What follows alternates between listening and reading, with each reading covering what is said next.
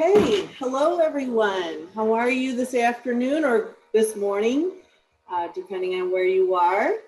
My name is Emily. I am an academic trainer for the Center for Teaching and Learning, and we're excited to have you here today for Dr. DuMez's webinar presentation of a Dissertation Marathon.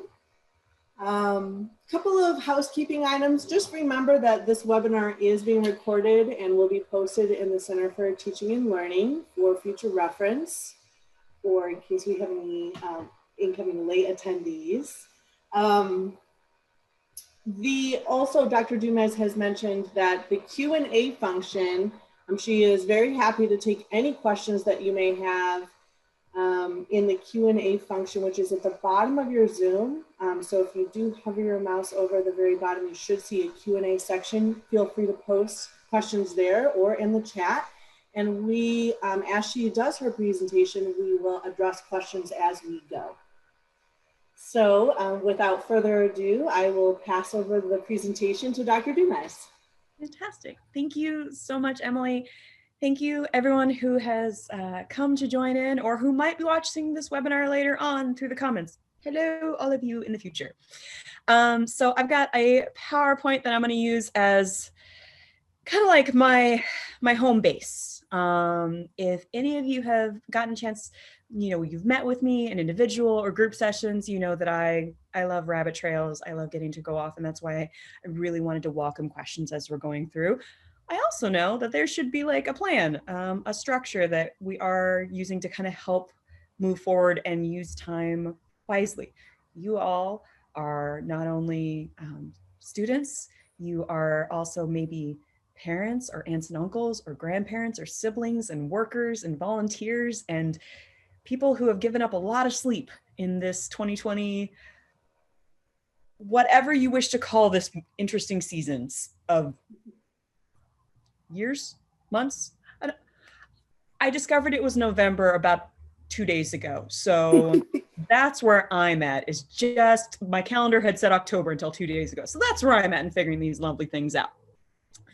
But I like to get started with just sharing a little bit about me, because how can you understand where someone's coming from unless you get to know them a little bit? So these are just some different images just to highlight who I am.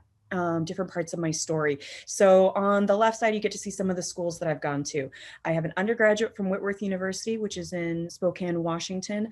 I have master's degrees from Geneva College, which is in Beaver Falls, Pennsylvania, as well as Western Seminary, which is in Portland, Oregon. That's where I still live. And then I have a Ph.D. in higher education from Azusa Pacific University, which is in Southern California. For that program, it was a hybrid. So I actually went to Southern California every 6 months to take classes and then did a lot of stuff online, just like you all do, and connected through video chats, through phone calls, through discussion groups, through, we had a Facebook group for our cohort to vent and plead for help together. So those are the different degrees. And after I completed my doctorate, I promised to my friends that I would not complete any more degrees, pursue any more education. So I went and got coach certified as a certified running coach, but that took much less time than a doctorate. As far as employment, I work for Warner Pacific University as an adjunct professor, and then I have the opportunity to work here at North Central as an academic coach. So that's kind of the academic professional side. The other side, which I view as important part of my story, is really related with, a lot of it's about running. And you're gonna see those connections a lot as I share today. That picture is me in, what year was that? I believe it was 2009, if I remember. It's been a little while. That was my first race I ever did. I weighed about 250 pounds, and that was a 5K, the Starlight Run. Was my first race. It was an evening run here in Portland, Oregon. Still my favorite. It's in downtown Portland, lots of costumes, lots of kids, and it happens right after a parade. Perfect setting. And that was my first race. And that was part of me starting in running and starting to change my health in a lot of different ways. Since then, I know it might be a little bit difficult to see, but I have completed 15 marathons, one ultra marathon, which was a 50K, about 50 half marathons, and a lot of 10Ks and 5Ks. Haven't won a single one of them, and that's not the point. the point is the journey that they have brought me along, and a lot of things that I've learned along the way. And I'm going to try and share some of them through this conversation about dissertations. I write for Run Oregon, which is a blog that focuses on races in the state. I also do the social media, and I'm a board member for Oregon Roadrunners Club. That lovely gentleman is my boyfriend, Vikram. And then I had some spare room from a little Star Wars nerdiness. These two, I just wanted to be the last piece of my intro, just to share kind of the culmination of two different marathons, and the improvement of my photography skills, especially when I hand the camera to somebody else. So the first one, it was me actually on this couch after my first marathon, which was the Portland Marathon. If I recall accurately, it was in 2011. And that was my first marathon. And in case you don't know, that's 26.2 miles. And you cannot complete a distance like that without a lot of work going into it, not just the day of, but the training, the preparation, all the choices that lead up to it. The other picture is from the graduation ceremony at Azusa Pacific in Azusa, California. And for that program, we had to present as part of our graduation process. So led me the chance to find a very fancy dress at a consignment shop, which made it even better. And then some high heels that I have not worn since then because they were very high and not comfy. Cute, but not comfy. And same thing there. Both of those were long journeys that were absolutely worth it and took a lot of effort to get through it, to get into it, to get through it. And you learn so much along the way. And I have experienced that with every marathon that I've done and with that PhD. And some of those overlapped. So I want to use that in kind of sharing overlap of just philosophy. So I'm going to share a little bit about that, getting up to the starting line, and then give our first chance for some rabbit trail questions if we've got some. So getting to the starting line, really that is the hardest part. One of my very favorite quotes is from a runner named John Bingham, and his nickname is the Penguin because he runs like a penguin. He's a back of the pack runner, average, nice human being, has some really funny books. And his quote is, "The miracle isn't that I finished. The miracle is that I had the courage to start." And I absolutely believe that. I have been working with adult students, focused on graduate students most recently, but adult students for about 14 years now. And I am amazed with what you sacrifice to go to school. Time with kids, time at work, volunteering, just rest. When I've taught classes on like Monday nights, and I've had guys that love football or gals that love football, it's like, you're just giving up that part of joy. Maybe it's meals together, maybe it's a party, who knows? I am amazed by that. And I honor that sacrifice that you chose to show up. So when it comes to a race, these are just some of the steps that have to take place before you even start running. You got to register, you got to train, you got to wake up. Most of these races pre-COVID would start at like 7 a.m. and you had to get there. So there was one, for example, every 4th of July that I participate in. It starts at 7 a.m. on Sauvie Island, which is about 45 minutes from my home. Due to traffic and the number of people getting there, I always had to make sure I was there at least an hour before. So for a 7 a.m. race, my alarm went off at 4:30. That was tough. That was like, I always felt like there were 3 hard things about that morning: getting up, leaving my apartment, and running a half marathon. Each of those. So it was always great because by the time I got to the starting line, I'd successfully done 2 out of 3. Got to eat breakfast, got to get something in your belly, even if you don't want to. Getting the right clothes on. Portland, Oregon. I'm looking out a window that is beautiful and sunny, and it was a 90% chance of rain all day. You have to get ready for everything that might come against you or come up. Travel, parking, things that seem so complicated when you're trying to do it at 5 or 6 in the morning. And then when you get to that crowd, when you're standing among other people who are going to run or walk, you start looking around and comparing who's faster, who's slower, who's thinner, who's stronger, who's younger, who's pushing a baby stroller and probably gonna pass you by mile 2, all these different things. And where it ends up is don't leave. Once you get across that starting line, it's easier to keep going. But all of this is just before you've even started. And with doctorate or master's or bachelor's, choosing to go into higher education, same thing. All of these steps happen before you even start a dissertation. You had to apply, you had to pay tuition for that, for those different terms of coursework. You had to read, write, edit, repeat a few hundred times. I was debating that maybe that should be 1,000, but having do that process through all of your courses. And as you come into each assignment, each course, you can't, not quitting, not leaving yourself, not abandoning what you've started.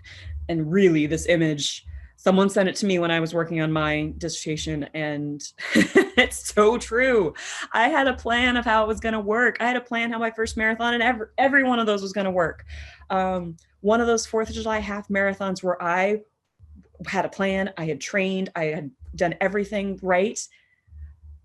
I got fired the day before the race. So slept horribly. And then so the morning of the race, it was just going badly. I'd still pulled myself there and done everything I needed to.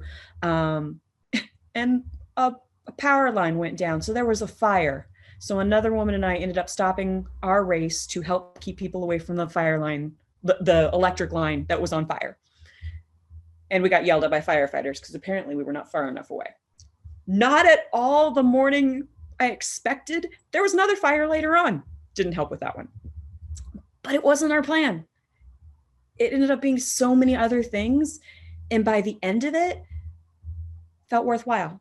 And it was exactly what I needed that morning and what I needed that day to help me in processing losing that job. It was due to some cutbacks in their finances. And it was better than my plan of just go run for 2 hours. Instead, it was a 3-hour adventure that helped me feel useful, helped me connect with people in a community, and still got my medal at the end of it. So still got to that finish line. Emily, questions, thoughts that have come up from lovely people? Yes, hold on one second.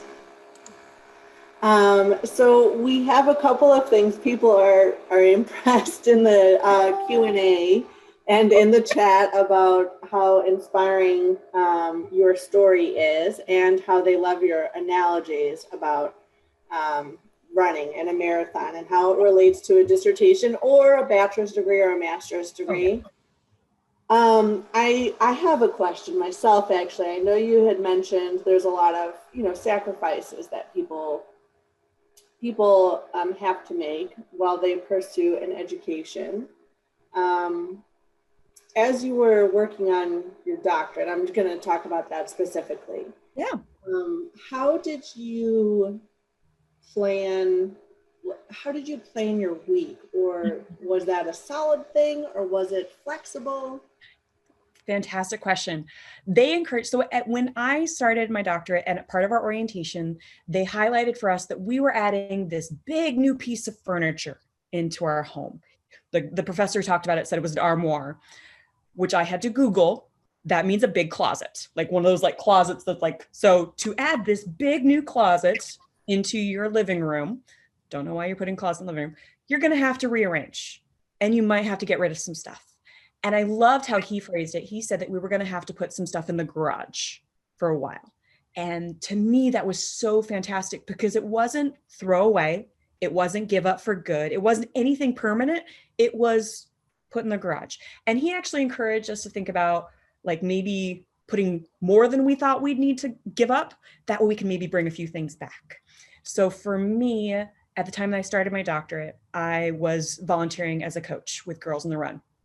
Once I saw my first 2 syllabi, I'm like, I got to give that up. I also gave up, I was adjunct teaching. I gave that up whole time through my doctorate. On the other hand, I decided there were a few things that I was not sacrificing for this program. On Saturday mornings, I run with my friend Beth. Every Saturday morning, it's an hour and a half. The only times we don't go is when one of us is out of town. That's it. We've been doing this for 8 years. I was not giving that up. Sunday nights at that time, there was this television show called Once Upon a Time on ABC. just loved it. And I was like, I am not going to give that up for homework. And then Thursday nights, I'm part of a home community, a group of friends that meets for dinner and conversation for just 2-3 hours. And I decided that those three things, those 3 times would never be sacrificed for homework. I mean, it's an hour and a half, an hour, 3 hours. That's not that much time out of a week. If I had to, for the once upon a time, I would do homework all the way till 8 o'clock, take a 1 hour break and do homework afterwards. I was gonna protect that time. And for me, especially as I got into dissertation phase, I still use these. So I do a lot of to-do lists. I love to-do lists. I love them. So at that time, when I was back in my coursework and dissertation, I would kind of break it up. I'd write on my card, make it into 7 boxes and figure out what was I going to do every single day of the week towards my dissertation, even if it was small, something every single day. If it was read 1 article, find 5 articles online, edit my references, get through 5 pages of edits from one of my committee members every single day. Now, because my life has a lot more moving pieces, and I don't have the same kind of long-term project, every night before I go to bed, I write a to-do list for the next day. And I include fun things on there too. Like on my list yesterday was to watch John Oliver's Last Week Tonight. So I get to mark off, oh, I did that fun thing. But that still helps me think about what am I going to do each day and plan ahead rather than just being in the day and like, all right, what should I do next? Because that would end up being Netflix a lot. Right. And I like that idea of how you organize your priorities, especially while you were working on your dissertation, because I feel like it's such a monumental marathon that you need to get something done each day, even if it's tiny. And we actually have a few more questions actually. In the Q&A and in the chat. Although I do remember once upon a time, and I enjoyed it as well too, just a side note real quick. So Eric has asked in the Q&A, how do you balance the dissertation process with full-time work? And I was working full-time through my coursework and started my dissertation. I left my full-time job around this time I started doing data collection, in part because I wanted to focus on data collection and in part because of some reasons at that job. It wasn't being able to, I didn't have a future there. And so I decided to take a big leap of faith and was like, I'm going to focus on my dissertation. And I got some part-time work to help supplement and, rent. But I was like, I'm not going to be here when I'm done with this dissertation. So I'm gonna take a leap now to get done sooner rather than focus. And actually that connects really well with kind of where I was going next. So I'm gonna connect this to it, is that part of how I balanced was figuring out the community around me. And this is true for running and for marathons, all right, Freudian slip, for dissertations. Both of these worlds are independent and community-based. If you're doing a marathon, or any race, any distance. If you've never run before, do not start with marathon. Start with whatever distance you want. Maybe it's a mile, maybe it's 3, no pressure. But in a race, you are the one who has to get from the starting line to the finish line. If anybody carries you, that's cheating. It has to be your feet, your legs. And same thing with writing, with the dissertation. If anybody else does it for you, that's plagiarism and you're gonna get in real big trouble. At the exact same time, one of my favorite sections of a race is in the Portland Marathon. There's this one section that's near a university, and it's a very suburb, a lot of homes in that area, just very, I think rural, just a lot of homes, and it's not a place that's usually covered in races. So you end up with all of these people hanging out in their front lawns with signs like "Worst Parade Ever," "Press Here for Power," "You Rock," just like lots and lots and lots of cheerful signs. And it's so encouraging. Go random stranger, go. Same thing in education.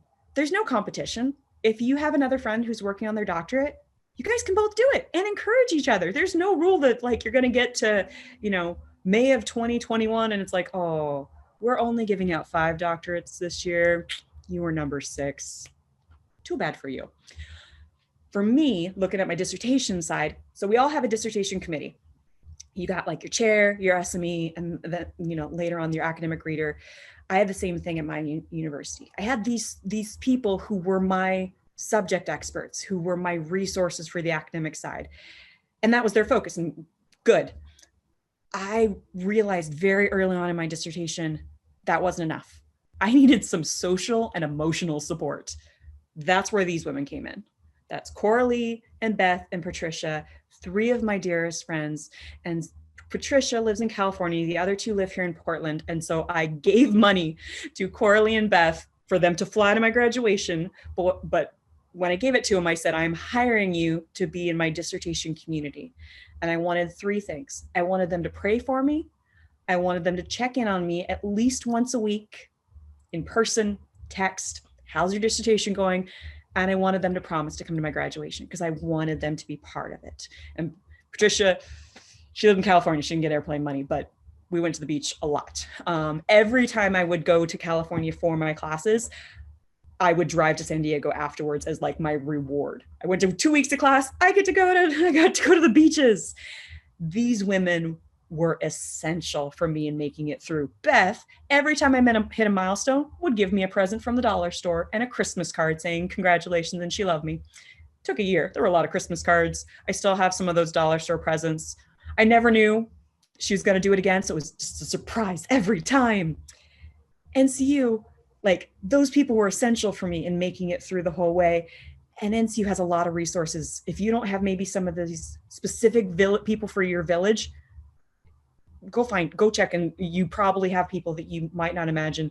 Like when I told these women I needed their help, really wide-eyed. I'm like, I don't know how to do a dissertation. I don't know your topic. It's like, perfect. I don't need you to, just check in. If you say, how'd your dissertation go this week? And I say, bad word, I didn't get anything done. Okay, how are you going to work on it next week? Perfect. That's exactly what I needed from them. NCU, we got a lot of resources. And I think it's about not trying to do it on your own, about using that community to get their energy, to get their encouragement, to get their push. Like there were times when I'm like, can I be a ballerina? Like that was my go-to. I was like, is it too late to be a ballerina? And Beth especially, yes, it is. It's too late to be a ballerina. Coralie would bring me food sometimes. And Patricia always had a bed available at her house just the offer, come escape to San Diego and work on your dissertation. Her adorable little girls wouldn't be useful, but they were super adorable. So it balanced. So I think that's part of it, is how to balance with full-time, is using your community and doing the amount of time and schedule that works for you. I had a friend, Mike, who wrote his chapter 4 in a week. I couldn't do that. I could write 2 paragraphs a day. I learned that was my limit. And that was okay. It took me longer than some of my classmates. Still done. Still, my little thing here on the Zoom says doctor. I have the lovely letters behind my name. And it was my schedule. And I didn't figure that out until halfway through my dissertation, what my writing speed was. And one of my committee members, who I affectionately called the shredder, not to her face, she commented at my defense, how did you get to be such a better writer? Like you suddenly just like everything got so much better. And I'm like, I slowed down. I gave up everybody else's timing. 1 to 2 paragraphs a day, which is 4 pages a week. Took longer, but every single day. And so it would be part of my little list. And then I got to do something else. That was my reward. Maybe go spend time with some of these lovely people, or, watch reruns of Once Upon a Time. What's another one we've got in there? We actually have about 4 questions or so. Melissa mentions, I'm taking my doctorate literally 1 step/class at a time, which is kind of applicable to your 1 paragraph at a time. Yes. I don't even know where to start with my dissertation, including a topic. Okay. I'm just quoting all the stuff I was told because, it worked for me. My faculty advised, you pick the topic that keeps you up at night. what do you really care about? And then you work with your faculty chair to get it refined. I had an idea when I first started my doctorate. I was going to study service learning among adult students. Still a topic I'm interested in. After a year of coursework, I admitted I don't stay up at night thinking about that. It's just something I'm curious about. And so just realizing, all right, I got to tweak this. I got to change it. And I realized, I kind of just, as I spent a lot of time reflecting, I was working as an academic advisor at that point with adult students, and there were faculty members at my institution who didn't believe in adult higher education. They thought it wasn't as good as traditional. And that got me all sorts of mad. I would get so frustrated that they didn't believe in what my students were doing, what my students were sacrificing. I'm still getting apparently mad about it. It wasn't that they didn't like it and they would be mad about it, but it's like they didn't like it and they still let it exist. It's like, if you think it's wrong, change it or get rid of it. And instead they just let it be and wind. And so that's what I focused on, is higher education and the balance between traditional and adult higher education, looking at that as a balance between mission and money. And the way I explained it to people is I was like, how do we keep the lights on and why do we keep the lights on, is how I explain it to people. So that's what you figure out, what do you care about? And then you work with your chair to refine it. NCU, we often really start with the idea of what's the problem, what's broken. I lead one of the group sessions on statement of the problem, and I encourage folks to think about Paulo Freire. He writes about I cannot say this word well, it's Portuguese, conscienciaco, sorry, but it's critical. It's basically, there's no exact English translation, but it's similar to seeing something wrong in the world and feeling compelled to respond, like not having a choice, having to do something. And so I think reading his Pedagogy of the Oppressed can be a really good inspiration in that, and thinking about what is broken in the world. And maybe it's a big tragedy, or maybe it's just something like they're missing a great opportunity that just is like, I need to respond. I need to figure this out. That's your dissertation, because that's what's going to keep you moving through all the references, all the writing, all the edits, the months or some other time that it takes you to finish. That like seriously, I'm still clawing at my hands about adult students. So I'm gonna have a little dent. You say the month part. Going. Huh? It's funny you say the month part, because she actually had a follow-up question that said, how much time do you have to write? How much time do we have to write our dissertations? I don't know exactly that one. If there's what the deadline is. Do you know that, Emily? I'm not going to say it because we're on recording. You have months. You have many months. Just write it and work with your faculty chair. And I'm gonna go turn a light on real quick because I'm like seeing I'm in the dark. So, but I'm listening. So as Dr. DuMez is saying, make sure you find something that you're passionate about, because your whole world will be circled around writing that topic. So hopefully that's helpful to you. Let me see. Jen is asking, do you think it's possible to finish a dissertation and still be employed full time? I believe it is. I do. It depends on the job. It depends on a lot of things. I mean, I had classmates who were, and I know of students who have been. My reason for me, like I said, it was, I was feeling like it was going to take me longer. It was, I anticipated, because I was working full-time up through chapter 3. I was full-time work at a job that was usually 50 hours a week. Like it was beyond full-time, and had strange hours, sometimes nights, sometimes weekends. It just got to the point where I was just about to do data collection, where it wasn't just the workload. Like it wasn't, I'm working full-time and I have to do this dissertation. It's like, I'm working full-time in a job that is hard emotionally every day. Like I loved my students. I missed that part, but there were some other things that were happening there. So it wasn't just a 40 to 50 hour job. It was not sleeping well at night and having some other pieces that were affecting it. So I think it depends on what kind of job you have, and your support system. You know, for me, I was single, no kids. great thing about that is my schedule was completely my own. Like I remember comparing this with some of my cohort members in my program.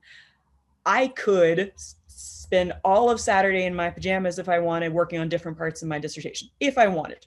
Order pizza. I could stay up late. I'm a night owl, sleep in, totally fine. I didn't have to worry about anybody's breakfast in the morning because it was me. Downside, living alone, laundry did not get done very much, or as often as it should have. Dishes definitely sat around longer than they should have. Grocery shopping was a pain because I'm like, dang it, I run out of food. Diet Coke, really, that was the most important. So, I mean, there's ups and downsides. So if it's full time, it's also thinking about what's the rest of your life look like? What's the rest of your village, if that's in your home or outside? Like I said, from these lovely people, Coralie brought me food a couple times. Not because I had actually run out, but just because she knew that I was kind of like cereal, and I was pretending to be a poor undergraduate college student with the ramen and cereal. And she's like, you need meat. I don't know how to cook that. Look, there's barbecue sitting at my door. So I've had these lovely people looking out for me, and occasionally making me leave my apartment to go do things, which was good for me too. Promising, if you come, you'll be done within 2 hours, just that, because they knew this was the priority for a while. Not always. This is not your forever life. That armoire that you're bringing into your living room, eventually you got to get rid of it. You got to put it back on the street or sell it to somebody else or Etsy it or whatever. You don't keep it forever. And then you get to decide all that stuff you put in the garage from that earlier metaphor. What do you want to bring back? And maybe what are you going to let go of? Maybe there's stuff you got rid of that you're like, no, that's going to stay gone. I'm going to bring something else into my life instead. I have a few more questions, but I don't know if you want to carry on first or if you want to address the questions first. Let's do one more. Okay, we'll do one more. Yeah. Greg Mitchell says, I'm halfway through my PhD program at NCU. I find some courses are challenging, but other courses are less challenging, and I have more free time.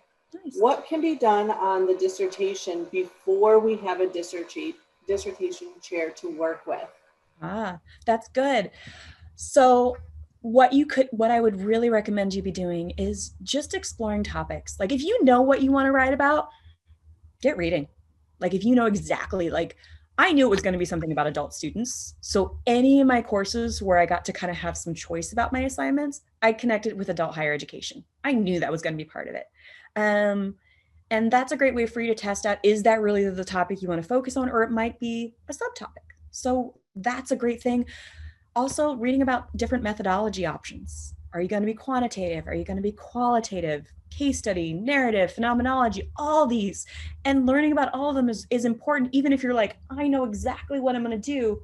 Well, in your dissertation, you're at least going to have to reflect on a couple others that you didn't choose. So you need to learn about them. You need to learn some of those pieces. I would not recommend doing any of the writing yet, because you're going to have time for that and you're going to have guidance from your chair. So right now, just soak up information. Read books about people who've done dissertations, read dissertations by other people. So really all these are just different kinds of reading. And also let yourself read for fun a little bit too. Like this journey is going to take a while, no matter what. Like, one book I've read a lot of running books, including, was reading this morning. One that I read, I think it was the one called Running Ransom Road, if I remember the right one. And it's a guy who running helped him to overcome alcoholism, helped him to work through that. And at one point was that the right one? Sorry, I've read a lot. I think that's the right one. It's either that one or Tales of a Running Maniac. But the story that I remember is he did a marathon and his father did it as well. And it's him talking about the 26.2 miles. And that particular course, apparently an Olympic athlete had also run that same day. And so knowing that an Olympic athlete completed that 26.2 miles in like 2.5 hours, and he'd done it in 5 hours, and his father was going to do it in 8. And an amazing thing about marathons running compared to a lot of sports is that the finish line's still open. His father, it wasn't like, oh, the first person crossed, we're done. No, second, third, fourth, 1,000th, 10,000th. Some races have time limits. Some are like, we're here until the last person finishes. Virtual running, it's like, it's open until, next month. Dissertations, there is a timeline. You should talk with your advisor if you're worried you're getting close, but it's not like, oh, Susie finished, so I don't get to, or Jason finished, so I don't get to. Instead, it gets to be different journeys. And so you don't have to worry about, I need to cram everything into every moment. No, maybe you read another book. This one I've been really enjoying. I'm about 100 pages in now, and she's talking about positive thinking and how it impacted her running. And so as I've been reading this, I've been thinking about how it impacts education and a lot of other things, not just running, and how our mindset, how our self-talk especially impacts our abilities and how we push through pain. So you can find other books that will inspire you that aren't just on topic. Okay, no, there's other questions. Love there's other questions. Also, do you want to try and get through the plan, ish, and have more time for questions too. So I want to just offer just kind of a breakdown of the 5 chapters in my own metaphors and the very good wisdom of Dory from Finding Nemo. Perseverance. I tell students all the time, including undergrads, that if they want to pursue a master's or doctorate, the most critical quality is perseverance. It is not about intelligence, it's about perseverance. If you can handle the books and papers of undergrad, you can handle grad school. It's just, everything's just bigger. It's just Texas. So chapter 1, I think of that like the Star Wars trailers. And if you're not a Star Wars fan, at least go look up how often when the Star Wars trailer drops, it like breaks the internet, because so many people watch them over and over and are trying to dissect, what does this mean about the next movie? That's what your chapter 1 is. It is the trailer. It's helping to preview everything else that's coming up in the dissertation. So it's going to have a lot of pieces in there that connect to one another and also highlight what's coming ahead. You're going to have like an introduction to your methodology and design. That's chapter 3.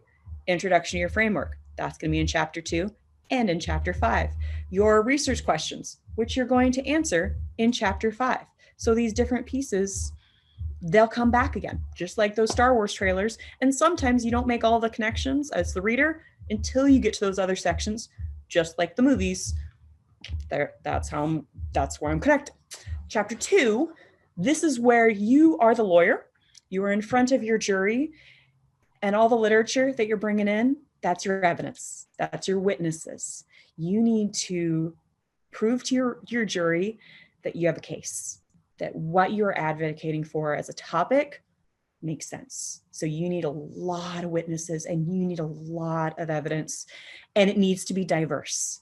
So the metaphor I use when talking with students is, if you were the plaintiff, the juror who wanted to prove that somebody had robbed a bank, you wouldn't just have 50 police officers. You would want police officers and medics and hostages and bank tellers and a barista who was across the street and saw, and maybe someone who walked by and was like, oh, I didn't, that guy didn't do it. And then show how that person wasn't wearing their glasses. That's part of analysis, is showing some of those critiques. So chapter 2 is you proving your case, all that evidence, all those witnesses that are building together. Number 3, chapter 3, methodology. That's where you're explaining, what are you going to do? And later on, when you rewrite it, what did you do? We switch it from future tense to past tense. You want to include enough details in there that somebody else could repeat, that could replicate your study. That's part of science. So you got to give enough detail in there that if I read it, I could copy you in a good way. I give you credit and all that. So that's what we want. We want to be giving a lot of details in there. Then after you've done your data collection, chapter 4, you're focusing on, what did your participants say?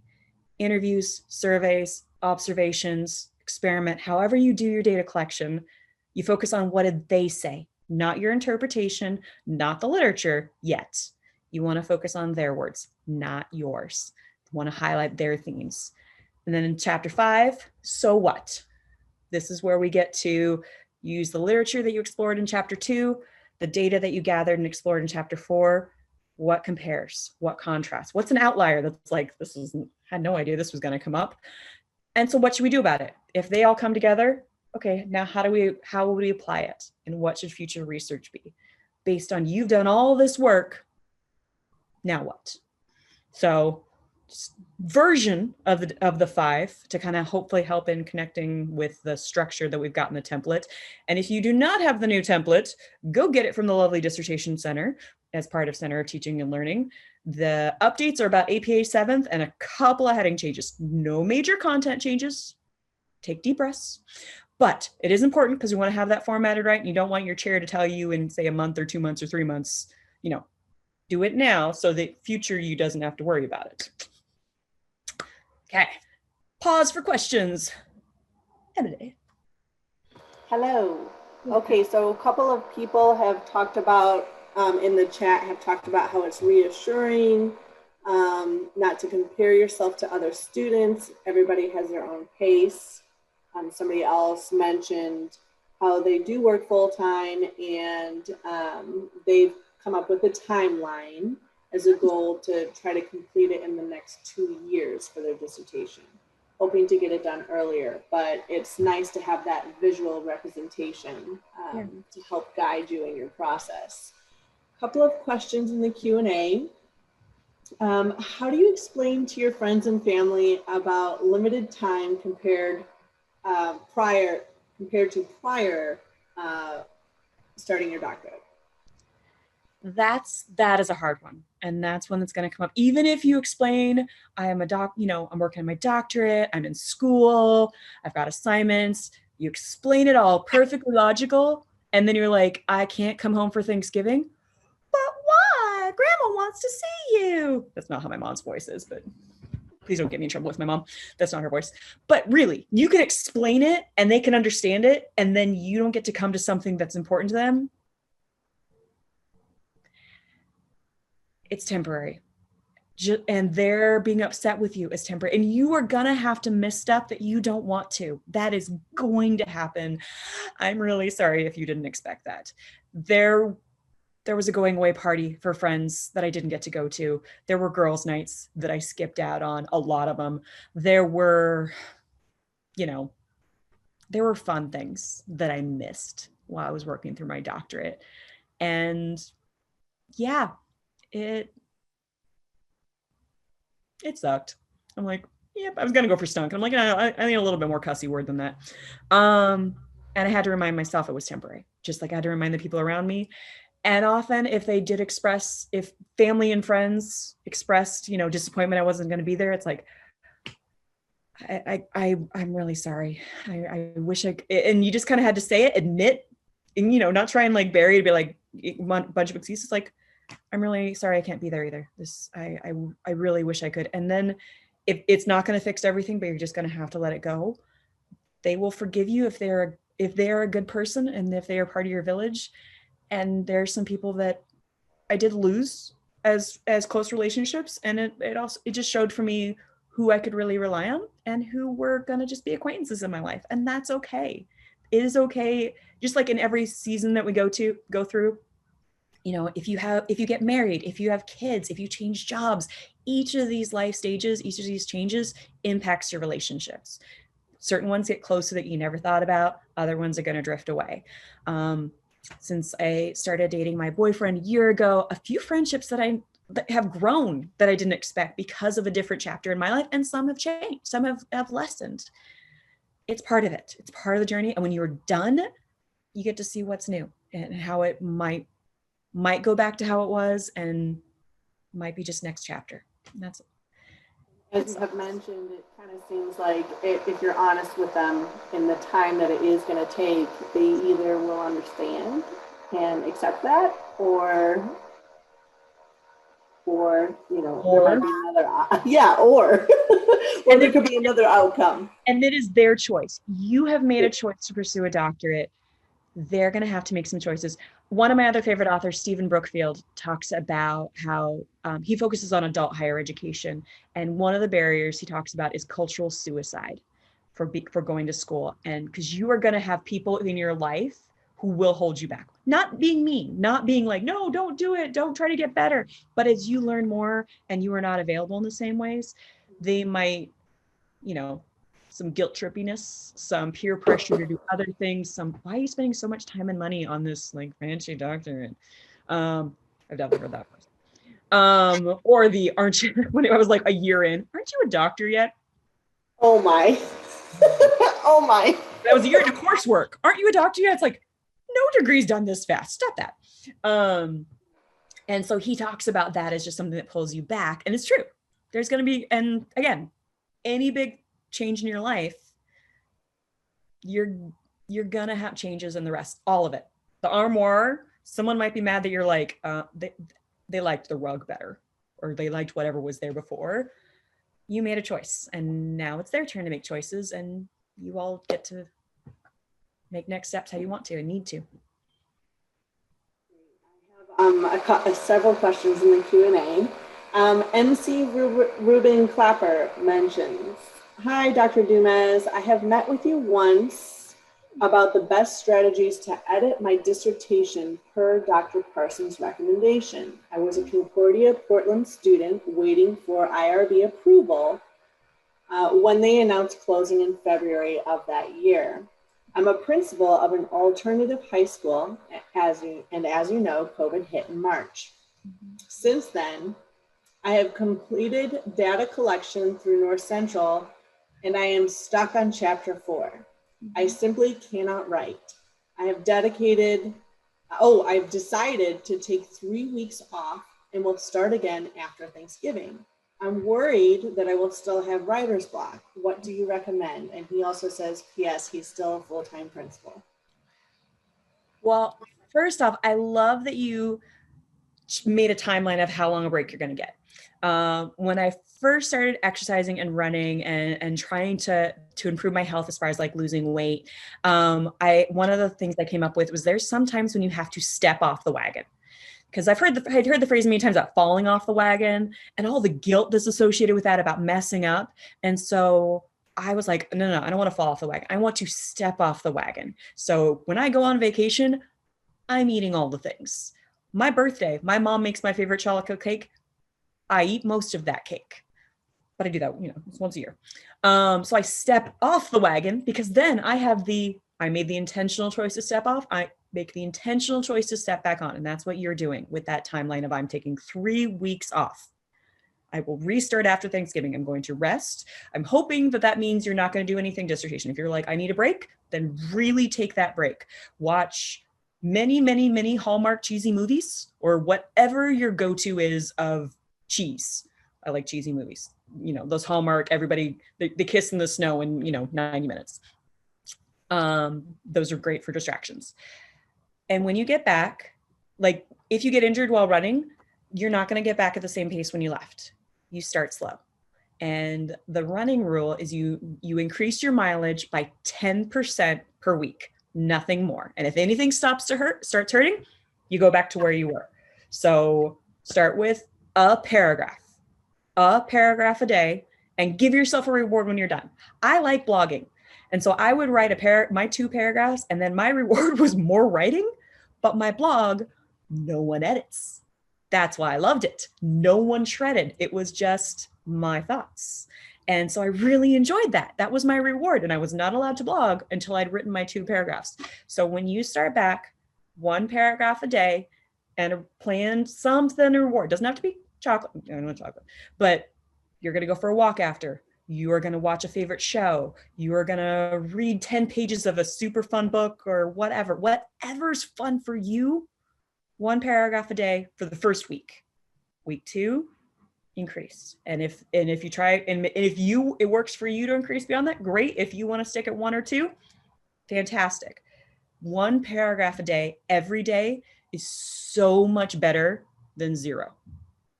I mean, this can be binary, 1 or none. Okay, great. 1 is fantastic.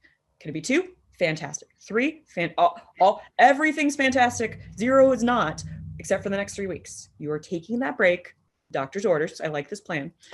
And then after Thanksgiving, on a specific date, make sure you have that, not just after Thanksgiving, because there's a lot of after Thanksgiving. Whatever your date is, to be like, I'm stepping back on the wagon on 1 paragraph. We have several questions. We have about 9 minutes left, so we're going to try to get through as much as we can. Okay. Are there more slides for the? There are. I'll go quick. I'll be real quick on my side so I can share the lovely content, but also I love the questions are all, I love rabbit trails. Okay. Okay, great. I'll be quick with my last three and we'll end on I got 3 left. So often when you're running a marathon, you hit the wall, what they talk about, which happens at mile 20. And this happens in the dissertation. And this is totally what was just talked about, is that you hit this at different places. So here's a couple of suggestions when you hit those walls. And there can be several, I'm sorry, it's not just one. Remembering your why. Why are you doing this? And I suggest having more than one, because if you only have one, like I want to get a job, a new job or more money or something like that, it's not gonna, what if you get it? What if you get the promotion? How are you going to keep that drive going? So having multiple, I joined a gym because I want to get cute and a boy. I'm going to be honest with y'all. That was my goals when I started. It took 10 years for a boy to show up. So luckily I wasn't really just waiting for him. And yeah, pretty much there you go.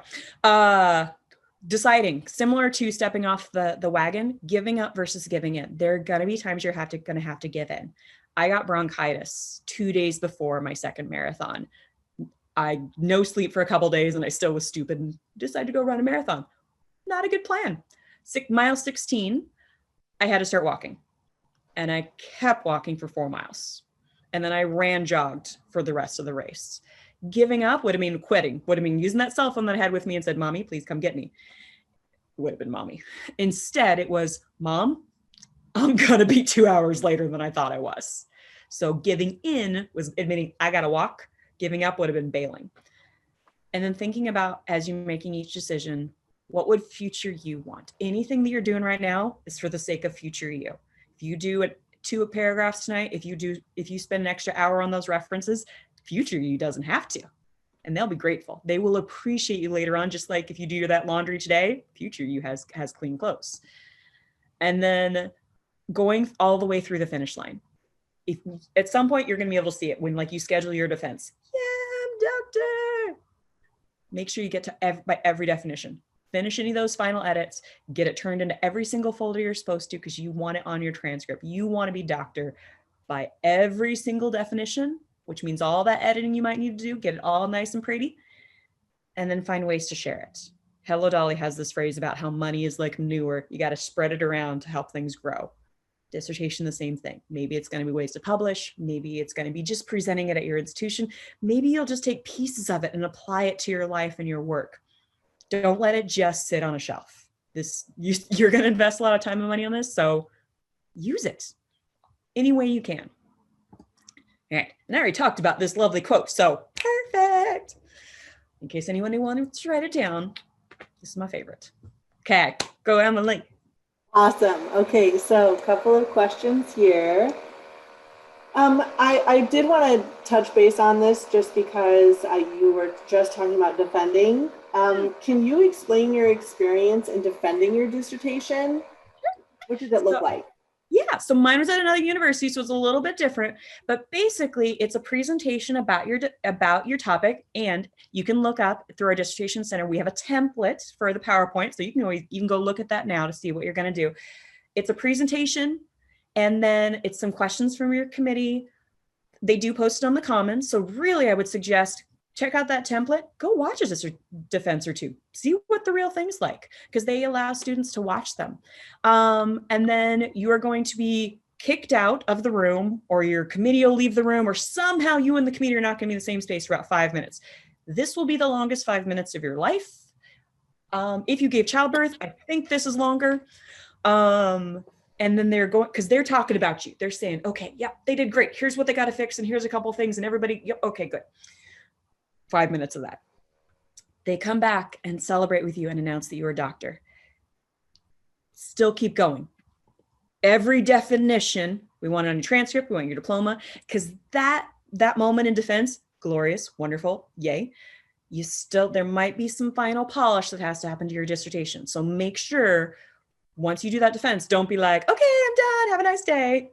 Dude, keep looking at your emails, keep in touch with your chair until your transcript says doctor. That's when you're done. That's when you go recycle all the articles that you printed off. And remember going into it, your chair will not let you schedule your defense unless they think you can be successful. They are on your side. Everyone in that room is on your side. No one is like, you know, Montgomery Burns from The Simpsons, like the evil fingers. No, no, no. Everybody wants you to win. Everybody wants you to be a doctor. The person who is most against you is probably some of that anxiety in your head. So remember, they want you to win. You got this. Great. Let me see here. Couple more. How do you handle the stress from timelines at work and school?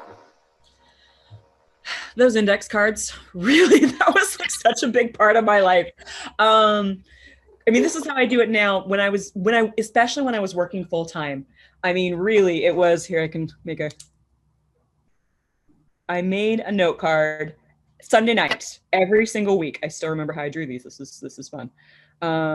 This very simple image. I would make a note card every single Sunday night, and this is exactly what it looked like. I knew I had to work 5 days because I had a full-time job during weekdays.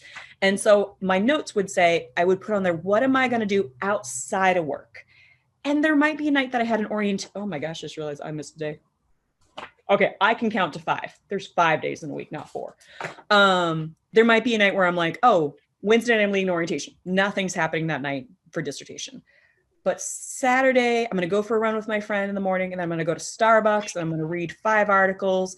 And then that evening, I'm going to write my 2 paragraphs. And so it was like looking at all my things of the week and putting in the non-negotiables first. Thursday night was my group. Wednesday night might be an orientation, or another night might be an orientation. So putting those in first, and then thinking, especially when I was in coursework, because my program at one point I had 4 courses at one time, one semester. And my homework for all my classes was always due on Sunday. So I'd like, okay, these are all the things due Sunday. What do I need to do between now and next Sunday to get them done in time? And my program had, similar to NCU, resources available to look over papers and to help with them. That program, it was a 2-week requirement. You had to get it to them 2 weeks before you needed feedback. So I created dates for all my assignments with the goal of getting them in and getting feedback so that best as possible.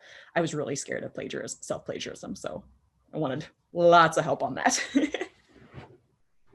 This is actually applicable to what you're just mentioning. Is it appropriate to use software to assist with writing dissertation? For example, Grammarly, Perla. Definitely. Any of those resources, have your brain be the final check though. When it comes to Grammarly or Academic Writer or ones that allow you to pull references out of databases, they are not perfect. There will be errors. There will be times that Grammarly says something spelled wrong, but it's not, because it's a unique word to your context. The database resources, they make mistakes. So many times Microsoft Office has misspelled my first and or last name. It's like, no, I am not Meg DuMez. Thank you very much, Microsoft. That is not my name. So you be the last check. Do not trust it. It'll get you 95% of the way there. You, doctor, student, you got to be the last check on it. A couple more things that we'll probably get 2 more questions in potentially, since we're at the top of the hour. I have narrowed my research topic and have completed some of the research with the assistance of one of my NCU professors whose expertise is in dissertations. How do I incorporate what I've already accomplished when the time comes during the dissertation courses? Your chair. When I'm meeting with students, when I'm talking with students one-on-one, I will also highlight to them, I have an invisible poster that hangs behind me, no matter what room I'm in. Chair wins. They are the most important person in working with on this process. And so sharing what you've already done, presenting that, you got to adapt to what your chair wants. And in working with them, you're going to have to decide sometimes which battles you're going to fight and which ones you're like, okay, got it, adapt. It probably seems silly to other people, but there was a metaphor I had in my dissertation that related my topic to Mozart in the Jungle, a show on Amazon Prime. And the reason it was so important for me to keep that metaphor was it was the one that finally clicked my topic for me, that helped me to understand my own project. My second committee member didn't like it. She thought I was basing my dissertation on a TV show, not appropriate, which I agree. It was a metaphor. My chair was basically like, he was in between. It was basically like, well, how much do you want to fight this? How much do you care? And I'm like, this is critical for me. So I fought it all the way. She brought it up even at my defense, not liking it, but passed me, but approved it. So it was one of these like little, somebody else might be like, that's no big deal, but I fought that one all the way through. There's other things that I had my opinion, chair or other committee members, and it's like that same committee member liked road mapping, like me to repeat things so much more than I wanted to, but it's like, I trust them. They've led dozens or maybe even hundreds of students through the dissertation. I was writing one.